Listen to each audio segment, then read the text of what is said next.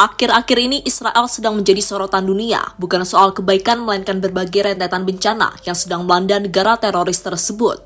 Dan uniknya, apa yang terjadi di Israel baru-baru ini mirip apa yang terjadi di Amerika sebelumnya. Setelah kemarin dihebohkan dengan kebakaran terhebat sepanjang sejarah di wilayah tersebut. Lalu badai pasir yang membuat sebagian wilayah menjadi abu jingga.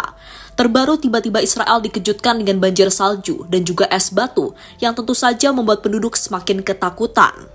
Lebih dari jutaan warga Israel dalam peringatan bahaya banjir dan tanah longsor di berbagai tempat. Ini adalah keadaan darurat yang kembali harus dihadapi Israel setelah kebakaran dahsyat yang membuat sebagian penduduk panik ketakutan. Lantas seperti apa cerita selengkapnya? Tetap stay tune karena kami akan mengulas secara terperinci, oke?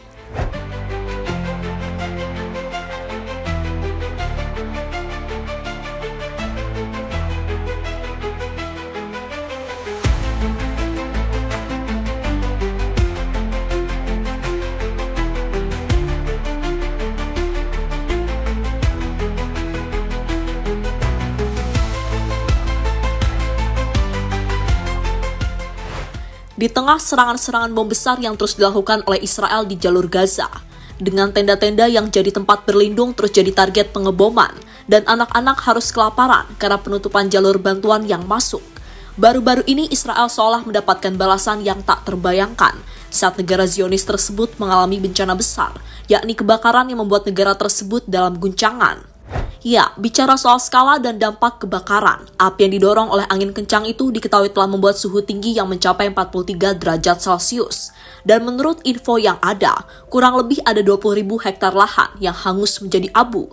Banyak satwa liar yang mati, serta ribuan warga dari komunitas seperti Beit Shemesh dan Eshtaol terpaksa dievakuasi. Selain itu, jalan raya utama yang menghubungkan Tel Aviv dan Yerusalem pun ditutup karena asap tebal dan ancaman api, di mana banyak orang yang terjebak dengan sebagian besar meninggalkan mobilnya saat dievakuasi.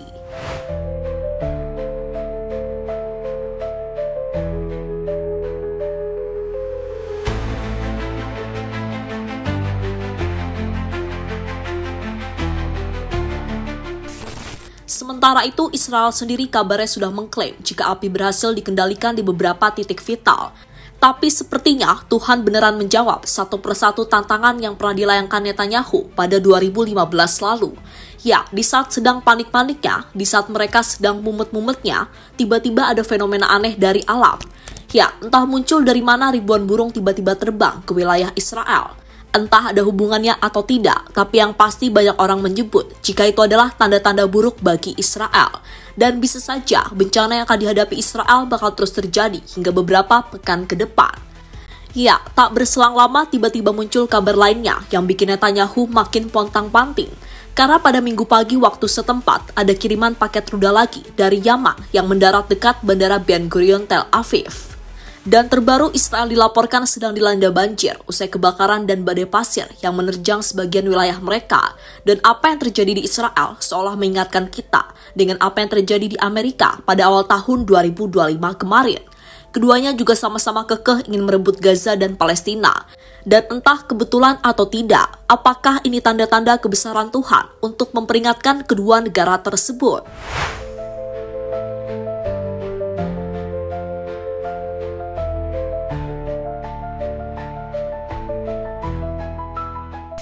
Banjir es batu dan salju buat penduduk Israel ketakutan.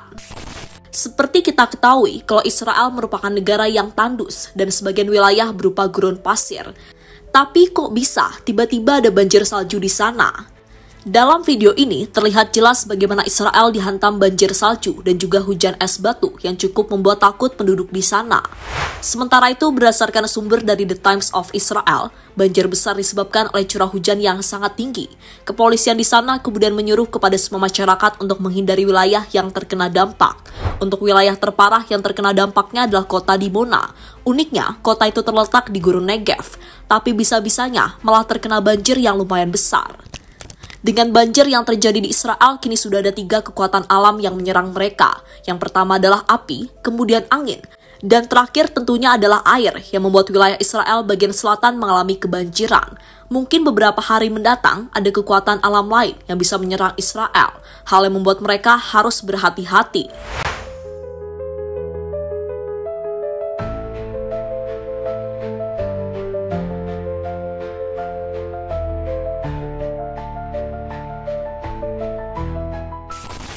kebakaran Israel akibat ulah sendiri. Sementara itu, kebakaran yang terjadi di Israel sejatinya ya gara-gara mereka sendiri, yang mana salah satunya yaitu penanaman hutan pinus Eropa yang ditanam oleh Dana Nasional Yahudi untuk menutupi wilayah-wilayah pertanian yang dimiliki dari menjarah tanah warga Palestina. Karena seperti kita tahu, kalau dulunya lahan-lahan di area yang terbakar merupakan lahan yang ditanami oleh tanaman tin. Namun sejak diambil alih oleh Israel, mereka melakukan penanaman pohon pinus Eropa secara luas dengan tujuan untuk menghijaukan lahan dan mencegah erosi. Akan tetapi pohon ini ternyata sangat mudah terbakar karena kandungan resin dan serasa keringnya.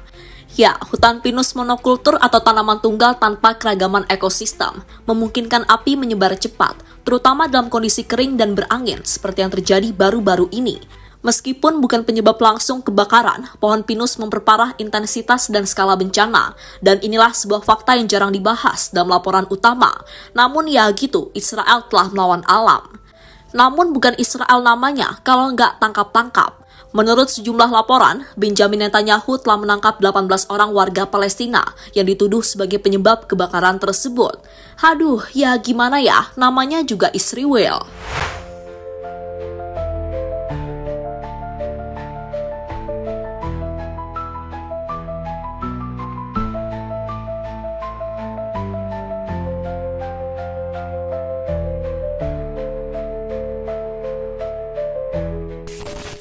Kebohongan Israel makin dibenci dunia. Kebencian dunia pada Israel sendiri didasari oleh konflik dengan Palestina yang berkepanjangan, dimulai dari pendirian negara Israel pada 1948 yang dikenal sebagai Nakba oleh Palestina, di mana ketika itu ratusan ribu warga Palestina mengungsi. Israel juga melakukan pendudukan atas wilayah Palestina di tepi barat Gaza dan Yerusalem Timur. Mereka pun melakukan pembangunan pemukiman di wilayah yang dianggap ilegal oleh banyak negara. Dan pada akhirnya saat dunia tak bisa menghukum Israel yang dibela veto Amerika, di tahun 2023 genosida dimulai di jalur Gaza yang memicu kemarahan global. Banyak yang memandang tindakan Israel sebagai pelanggaran hak asasi manusia besar. Alih-alih membela diri, Israel telah melakukan genosida. Bayangin aja, memblokade jalur Gaza dan tak membiarkan pasokan makanan selama 2 bulan. Itu adalah bukti genosida yang terencana dan pada akhirnya menjadi wajar jika dunia menolak warga Israel.